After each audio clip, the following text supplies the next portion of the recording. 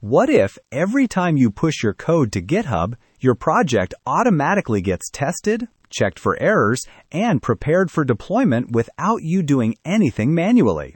That's exactly what GitHub Actions helps developers do.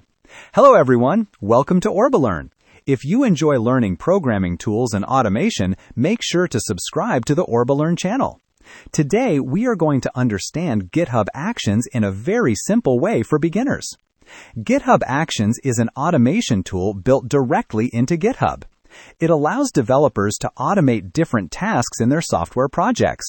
These tasks can include testing code, building applications, running scripts, or even deploying a project to a server.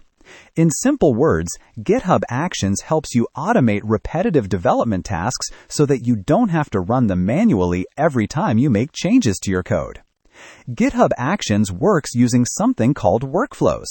A workflow is a configuration file written in YAML format that contains instructions for automation. This file tells GitHub what tasks should run and when they should run. This workflow file is stored inside a special folder in your repository called .github/workflows.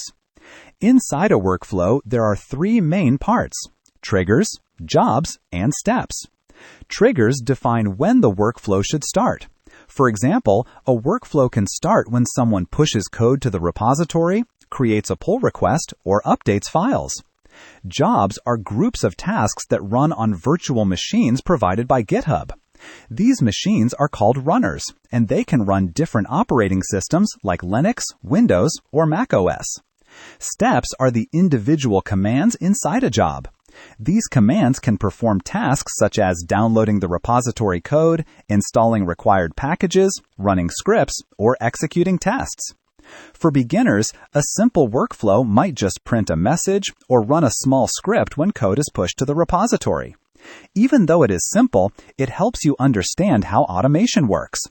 As you gain more experience, you can create advanced workflows that automatically test your application, build your project, and deploy updates to production environments.